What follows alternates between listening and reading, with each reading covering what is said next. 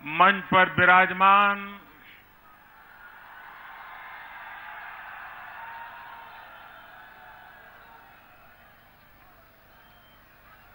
Bharatiya Janata party,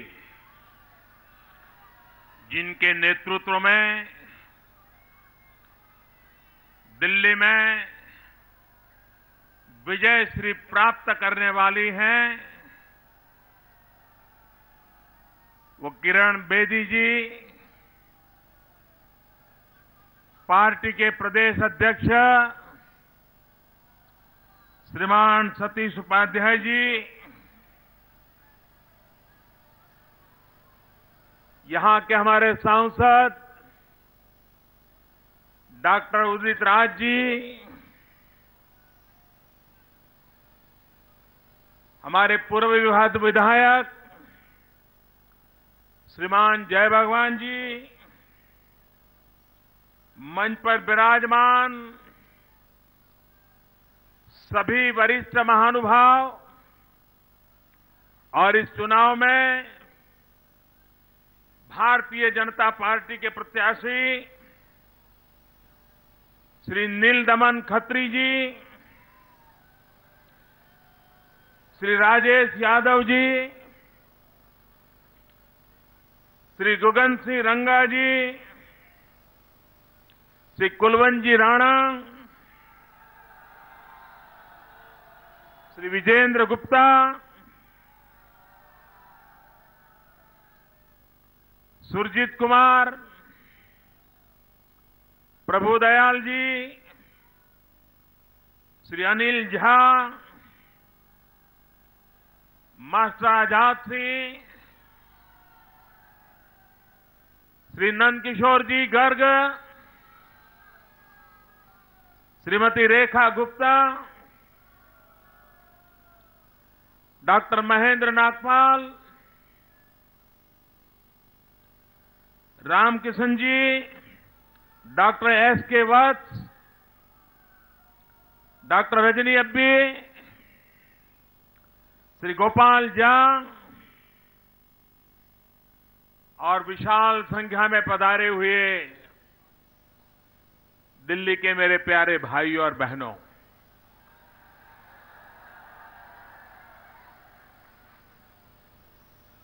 मैं आज विशेष रूप से सार्वजनिक तौर पर आपका आभार व्यक्त करना चाहता हूं, आपका अभिनंदन करना चाहता हूं।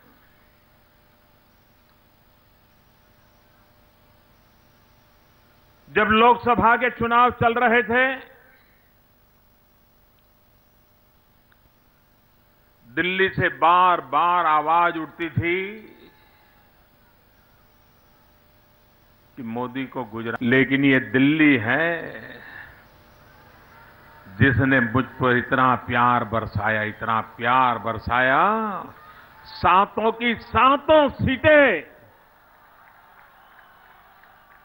भारतीय जनता पार्टी की झोली में भर दी।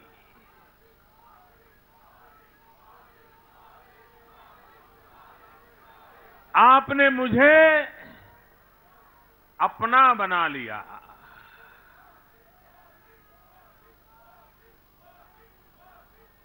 अब ये मेरी जिम्मेवारी है कि दिल्ली ने मुझे जो प्यार दिया है, जो आशीर्वाद दिए हैं, इस कर्ज को चुकाने का जिम्मा मेरा है। और मैं दिल्ली वासियों को विश्वास दिलाना चाहता हूं, आपने जो प्यार दिया है, जो आशीर्वाद दिए हैं, मैं ब्याज समेत लौटाऊंगा और विकास करके लौटाऊंगा।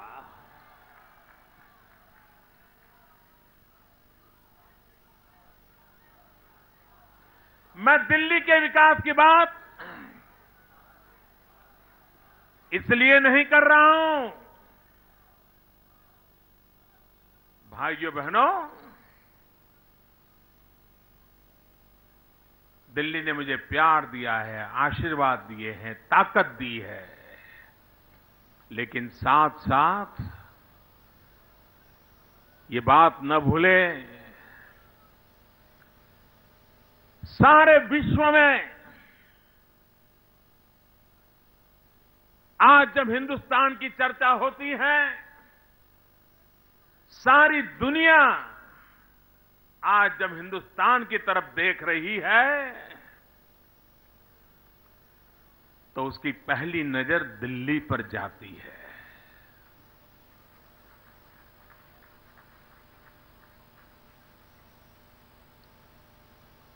दिल्ली की पहचान से ही वो पूरे हिंदुस्तान का हिसाब किताब लगाता है। लेकिन मेरे भाइयों बहनों, दिल्ली जो को मिलना चाहिए, दिल्ली में जो होना चाहिए, उस पर बहुत उदासीनता बरती गई है। दिल्ली को दुनिया के भिन्न भिन्न देशों की राजधानी के बराबरी का माहौल चाहिए, विकास चाहिए, अवसर चाहिए, बदलाव चाहिए। और इसलिए भाइयों बहनों, आज देश की जिम्मेवारी बनी है कि देश की राजधानी कैसी हो। और जब देश की राजधानी उसका खाका मैं खींचता हूं, जरा चित्र मेरे मन में बनाता हूं, तो मुझे लगता है कि ये जिम्मेवारी मुझे भी निभानी चाहिए।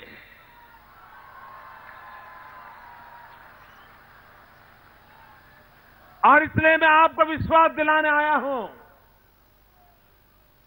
आपके सपने मेरे सपने हैं, आपकी आशा आकांक्षा ये मेरी जिम्मेवारी है। और हम मिलकर के देश की राजधानी को नई ऊंचाइयों पर ले जाना चाहते हैं। और इसलिए भाइयों बहनों, मैं आज आपसे अनुरोध करने आया हूं, कांग्रेस पार्टी ने आपके 15 साल बर्बाद कर दिए। वो बड़ी पार्टी थी, पुरानी पार्टी थी, तो उसकी बर्बाद करने की ताकत भी जरा ज्यादा थी। तो उसने 15 साल तक वो काम किया। फिर दूसरे टेम्पररी आए,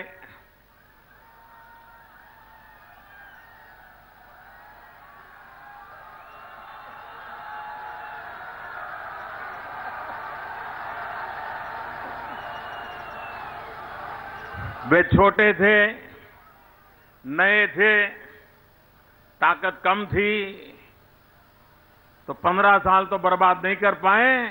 1 साल आपका तबाह कर दिया इन लोगों ने। अब हमारी जिम्मेवारी है इन 16 साल की बर्बादी में से दिल्ली को बाहर निकालना, 16 साल की गलतियों को सुधारना और विश्व में गौरव के साथ सीना तान करके कह सके ऐसी देश की राजधानी बनाना, ये बहुत बड़ा भगीरथ काम, उस काम को करने के लिए हमने बिड़ा उठाया है। और उसके लिए मुझे आपका आशीर्वाद चाहिए। भाइयों बहनों, हमारे आलोचक, अब ज्यादा मुद्दे तो है नहीं इनके पास, घिसी पीटी बातें अब वो भी जनता के गले नहीं उतरती हैं।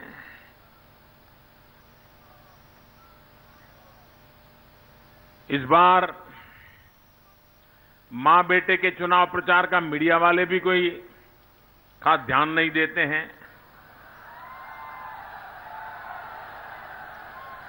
कभी कभार मुझे एक आध तीखे स्वर में आलोचना कर दे तो फिर मीडिया वाले उसको जरा लाभ देते हैं, वरना उनकी कोई बात आजकल कोई सुनता नहीं है।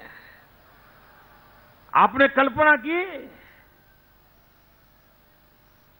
जब जनता का मिजाज रूठ जाता है तो लोग कहां से कहां पहुंच जाते हैं। न कोई देखने को तैयार नहीं, न कोई सुनने को तैयार है, और घिस पिट करके कहते हैं मोदी जी बताओ महंगाई का क्या हुआ।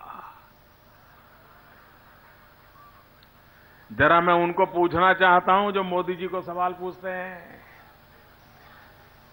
जरा दिल्ली की जनता को बताइए कि जनवरी 2014 में गैस के सिलेंडर की कीमत क्या थी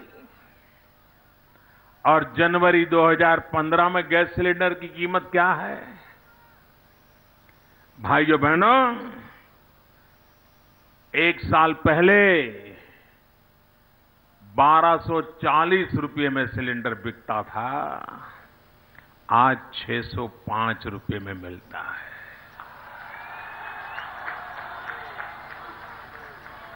लेकिन झूठ फैलाना, और ये बहुत स्वाभाविक है, इस देश में एक ऐसा वर्ग है जिसको पिछले 60 साल से कुछ लोगों ने पाला पोस कर बड़ा किया है। उनकी रोजी रोटी चली गई है। दिल्ली में तख्त बदलने से ऐसे लोगों के लिए कठिनाइयां पैदा हुई है, क्योंकि बिना काम किए शासन में बैठे हुए लोगों के आशीर्वाद से मौज करने का अवसर मिला था। ये कहां से आ गया, पचा नहीं पा रहे हैं। लेकिन भाइयों बहनों, ये सिर्फ मेरे साथ हो रहा है ऐसा नहीं है। ये अपने आप को बड़ा बुद्धिमान मानने वाले, विद्वान मानने वाले, ऊपरी तबके की दुनिया के प्रतिनिधि मानने वाले लोगों के लिए मेरे जैसा इंसान उनकी आंखों में बहुत बड़ी परेशानी करता रहता है, उनको तकलीफ होती है। लेकिन ये सिर्फ मेरे साथ नहीं होता है। सरदार वल्लभ भाई पटेल के साथ क्या हुआ था? यही तबका था जिसने कभी सरदार पटेल को स्वीकार नहीं किया था। उनको कैसे नीचा दिखाना, उनके बारे तो विषय में हल्की फुल्की बातें करना, इसी में इनको मजा आता था। उसके बाद बारी आई लाल बहादुर शास्त्री की। कभी उनके कद की चर्चा करना, कभी उनके बोलचाल के ढंग की चर्चा करना। ये वही तबका है जिसको जब लाल बहादुर शास्त्री जिंदा थे उनके गले नहीं उतरते थे। फिर बारी मोरारजी भाई देसाई की आई। मोरारजी भाई की कोई, जबकि इस देश में मोरारजी भाई जब प्रधानमंत्री थे, अटल बिहारी वाजपेयी विदेश मंत्री थे, लाल कृष्ण आडवाणी जिस मंत्री परिषद में थे, उस समय महंगाई को रोकने में वो एक सरकार सफल हुई थी और दूसरी ये सरकार है जो सफल होती चली जा रही है। लेकिन मोरारजी भाई की एक ही पहचान बना दी गई थी, जब चाहो ये अंग्रेजियत वाले लोग उनका एक ही परिचय करते थे। मैं बताना नहीं चाहता वो कौन सा परिचय करवाते थे। और इसलिए भाइयों बहनों, अगर मेरे साथ ऐसा होता है तो मुझे आश्चर्य नहीं होता है, क्योंकि जिन लोगों की रोजी रोटी खा करके पले बड़े हैं, जिनके आश्रय पर चले हैं, वे ऐसी किसी शख्सियत को स्वीकार नहीं कर सकते हैं। लेकिन मेरे प्यारे देशवासियों, मेरे दिल्ली के भाइयों बहनों, आपने इन सारी बातों को दरकिनार कर दिया था और मुझ पे भरोसा रखा था। और मैं आज विश्वास से कहता हूं भाइयों बहनों, आपके भरोसे को कभी टूटने नहीं दूंगा।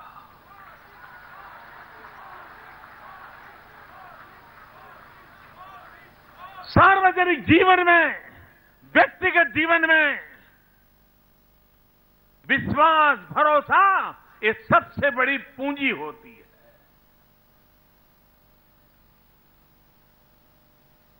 लेकिन वो लोग जिन्होंने जनता की पीठ पे छुरा भोंका, 1 साल आपका बर्बाद कर दिया। और बातें करने में तो साहब आपने देखा होगा, हम लोगों को तो कैसा पेंट किया गया था। हम तो डकैत लोग हैं, हम तो चोर लोग हैं, हम तो भ्रष्ट लोग हैं। कांग्रेस ज्यादा भ्रष्ट की बीजेपी ज्यादा भ्रष्ट, दोनों एक दूसरे की स्पर्धा कर रहे, ऐसे सब भाषण सुने थे ना आपने। न जाने क्या क्या उपदेश दिए गए थे। अब पता चला हाथी के चबाने के और दिखाने के अलग अलग होते हैं। दूध का दूध और पानी का पानी हो गया। और बेशर्मी देखिए, बेशर्मी देखिए। और उनके बचाने वालों को मैं खास पूछना चाहता हूं, उनका तो ये चरित्र है, वो करते हैं, अब देश की जनता जान रही है। लेकिन उनको बचाने के लिए जो मशक्कत कर रहे हैं, उनके लिए भी मुझे मन में सवाल उठते हैं। ये कैसे लोग हैं?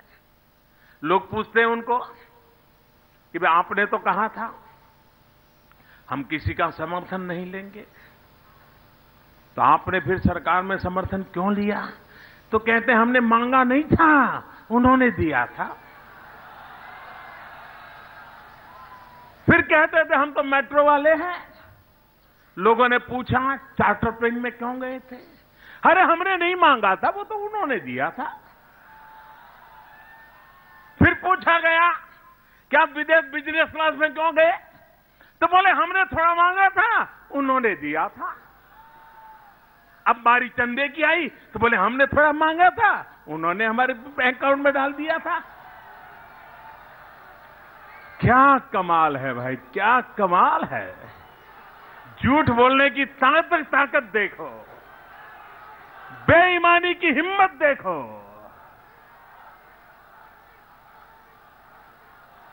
जो लोग स्विस बैंक में किसका अकाउंट है, उसके अकाउंट नंबर जेब में लेकर के घूमते थे, उन्हें यह मालूम नहीं कि उनके अकाउंट में किसके पैसे आते हैं। बोले हमें मालूम नहीं। भाइयों बहनों, हमारा देश गलतियों को माफ कर सकता है, लेकिन हमारा देश धोखेबाजी को कभी माफ नहीं करता है। आप याद कीजिए राजीव गांधी के ये हाल क्यों हुए? क्या कांग्रेस सरकारों पर भ्रष्टाचार के आरोप नहीं लगे थे? लगे थे। इंदिरा जी पर नहीं लगे थे? लगे थे। लेकिन राजीव गांधी को इस पर परेशानी क्यों हुई? राजीव गांधी को परेशानी ज्यादा इसलिए हुई कि उन्होंने अपने आप को मिस्टर क्लीन दुनिया के सामने प्रस्तुत किया था। और जब अपने आप को मिस्टर क्लीन कर करके दुनिया के सामने रखा था, और जब दुनिया ने देखा कि मिस्टर क्लीन नहीं है, फिर देश ने उनको माफ नहीं किया। और इसलिए जो अपने आप को बड़ा ईमानदार बताते थे, उनकी बेईमानी जब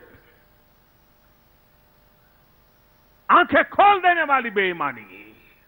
और भाइयों बहनों, काले धन की चर्चा तो बराबर हो रही है देश में। काले धन के प्रति बड़ी नफरत भी पैदा हुई है। लेकिन काली रात, आधी काली रात, घनघोर काली रात, और घनघोर काली रात में काले धन के काले कारनामे, ये तो देश में पहली बार पता चला है।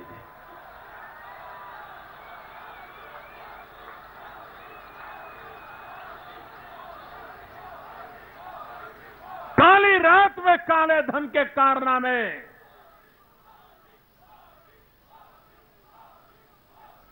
भाइयों बहनों, ये देश बदल चुका है। ये देश विश्वास और भरोसे की तराजू पर सब चीजों को कसता है। आपने जनता का विश्वास तोड़ा है। और कुछ लोग तो कांग्रेस को बिगड़ने में इतने साल गए, 125 साल गए कांग्रेस को बिगड़ते बिगड़ते बिगड़ते, तब जाकर के इतना बिगड़ाव आया। इनका तो जन्म से ही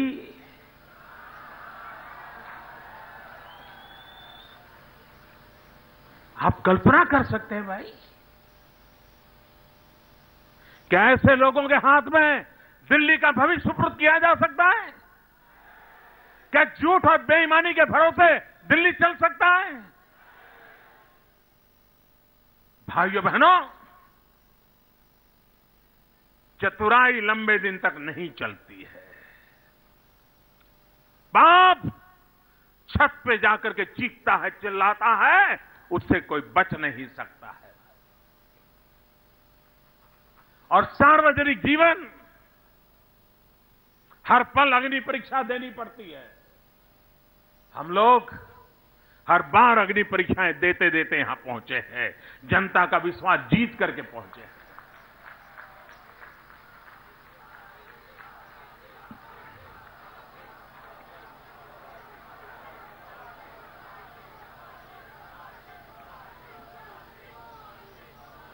भाइयों बहनों, आपने पिछले 8 महीने में मुझे काम करते देखा है। एक के बाद एक आपको जो मैंने भरोसा दिया था, जो विश्वास दिया था, इसको पूर्ण करने के लिए आपके आशीर्वाद से मैं पूरी तरह से आगे बढ़ रहा हूं।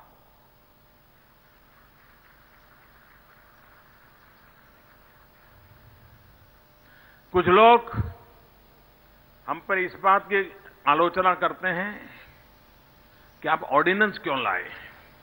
हमारे कांग्रेस के वाले दिन रात चिल्लाते हैं, ऑर्डिनेंस क्यों लाए, ऑर्डिनेंस क्यों लाए। हम ऑर्डिनेंस क्या लाए भाई? ई रिक्शा वालों को कानूनी सुरक्षा मिले। मुझे बताइए, ये ई रिक्शा वालों की मदद करना ये गुनाह है क्या? ई रिक्शा वालों का भला करना गुनाह है क्या? अगर ई रिक्शा वालों की मदद करने के लिए हमें ऑर्डिनेंस लाना पड़ा तो लाना चाहिए कि नहीं लाना चाहिए? आखिर सरकार किसके लिए है? सरकार गरीबों के लिए है। सरकार रोजमर्रा की जिंदगी गुजारने वाले लोगों के लिए है। और इसलिए हम लाए हैं। जिनको इसके कारण तकलीफ होती है वो ई रिक्शा वाले लिख करके रखो, ये ऑर्डिनेंस के विरोध करने वाले लोग आपके विरोधी है। वे चाहते नहीं कि आपका भला हो।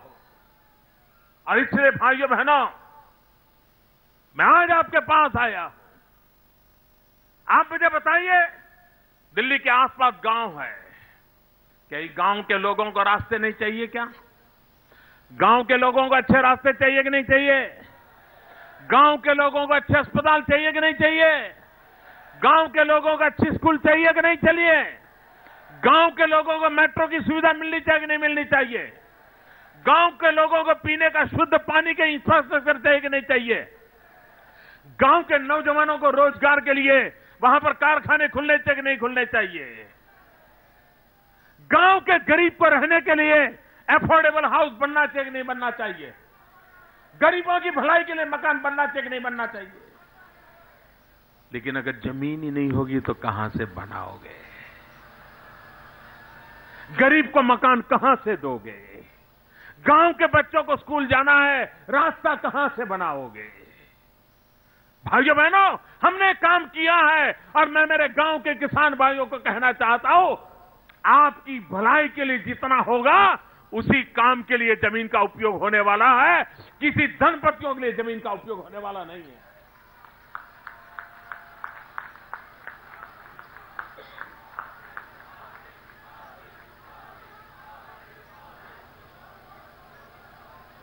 भाइयों बहनों, मैं जानता हूं हमारे देश में दलित हो, आदिवासी हो, उन बच्चों के नाम अरबों खरबों रुपए तिजोरी से निकाले जाते हैं, लेकिन पता नहीं रहता है कि वो बच्चा कौन है, कहां पढ़ता है, पैसे कहां गए।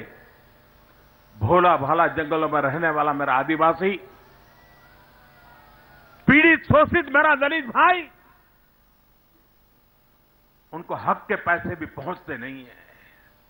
हमने तय किया प्रधानमंत्री जन धन योजना के द्वारा इन सबके बैंक अकाउंट खोलें और अब जो भी मदद सरकार से देनी है सीधी सीधी उसके बैंक अकाउंट में जाएगी, बीच में कोई बिचौलिया नहीं होगा। भाइयों, करप्शन कैसे हटता है, ये उसके रास्ते होते हैं। दोस्तों, हम ऐसी व्यवस्था विकसित करना चाहते हैं, हम ऐसे नियमों को लागू करना चाहते हैं कि करप्शन की संभावना ही खत्म होती चली जाए।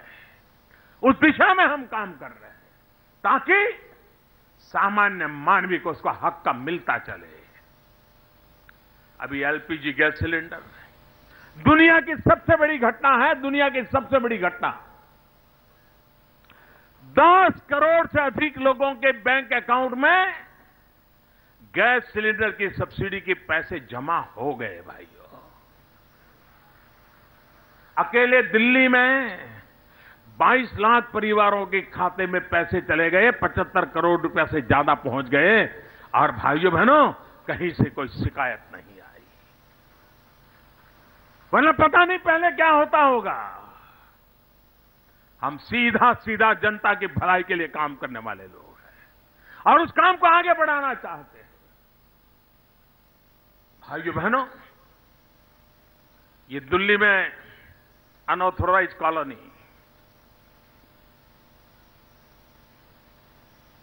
क्या उनको जीने का हक है कि नहीं है?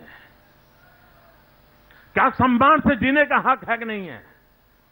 उनको पीने का शुद्ध पानी मिलना चाहिए कि नहीं मिलना चाहिए? उनके बच्चों के लिए अच्छी स्कूल होनी चाहिए कि नहीं होनी चाहिए? उनके बूढ़े मां बाप के लिए दवाई की व्यवस्था होनी चाहिए कि नहीं होनी चाहिए? भाइयों बहनों, हमने निर्णय किया है। हमने एक तो निर्णय कर लिया अनऑथोराइज कॉलोनी को ऑथोराइज बनाने का। कितने सालों से लटका हुआ था मामला और ये लटकाया जा रहा था क्योंकि चुनाव में भुनाया जाए, हर चुनाव में उसकी बातें की जाए और वोट बटोरे जाए। हमने सारी दुकानें बंद करवा दी। भाइयों, बहुत हो चुका। अनऑथोराइज कॉलोनी के नाम पर गरीब मध्यम वर्गीय परिवार को बहुत लूटा गया है। एक कानून के सहारे हमने स्थितियों को साफ कर दिया है और हमने कहा है हम यहीं पर रुकने वाले नहीं हैं। हम उनको अच्छी जिंदगी जीने के लिए जो इंफ्रास्ट्रक्चर चाहिए, जो व्यवस्थाएं चाहिए, जो सरकार की जिम्मेवारी है, वो सारी मुहैया कराई जाएगी और समय सीमा में मुहैया कराई जाएगी। यहां 2-2, 3-3 पीढ़ी से कई लोग झुग्गी झोपड़ी में गुजारा करते हैं, मेहनत करते हैं, 2 टाइम पेट भरते हैं। पक्का मकान हो उनकी भी तो आशा है। हर गरीब परिवार कौन हो उसके 2 सपने अवश्य होते हैं। एक, बच्चों को अच्छी शिक्षा मिले और दूसरा, अपना खुद का एक घर हो, छोटा सा क्यों न लेकिन खुद का घर हो। हर कोई चाहता है कि नहीं चाहता है भाइयों? आजादी के इतने सालों के बाद कम से कम छत मिले ये अपेक्षा है कि नहीं है? हमने ठान ली है भाइयों, मैंने कठिन काम करना ही मेरा स्वभाव है भाइयों, और इसलिए हमने ठान ली है 2022 जब भारत की आजादी के 75 साल होंगे, उस समय हिंदुस्तान में हर गरीब को उसका अपना घर मिलना चाहिए। जहां झुग्गी है, जहां झोपड़ी है, वहीं पर इमारत बनाई जाए और वहीं पर उसको दिया जाए, ताकि वो रोजी रोटी कमाने के लिए वहीं जाता है, ताकि उसकी रोजी रोटी खत्म ना हो जाए। हम ये नहीं चाहते कि झुग्गी झोपड़ी यहां है और 15 किलोमीटर दूर कहीं फेंक दो, नहीं। जहां वो रोजी रोटी कमाता है, जहां उसकी जोग की झोपड़ी है, 2-2 पीढ़ी से रह रहा है, वहीं पर इमारत बनाई जाएगी, वहीं पर उसको पक्का मकान दिया जाएगा। और भाइयों बहनों, ये सब संभव है, सब संभव है। हम बिजली के क्षेत्र में क्रांति करना चाहते हैं। दिल्ली की पहचान क्या है? ये जनरेटर कैपिटल है। जहां भी देखो जनरेटर चलते हैं। गर्मियों के दिनों में तो आप देखिए हर जगह पे जनरेटर, और शाम पड़ते आंखें जलने लग जाती है वायु प्रदूषण के कारण। हमें इस जनरेटर कैपिटल को पावर जनरेशन कैपिटल बनाना है। हम जनरेटर कैपिटल से जनरेशन कैपिटल की ओर जाना चाहते हैं, और हम बिजली के क्षेत्र में वादे नहीं, योजना के साथ चलते हैं।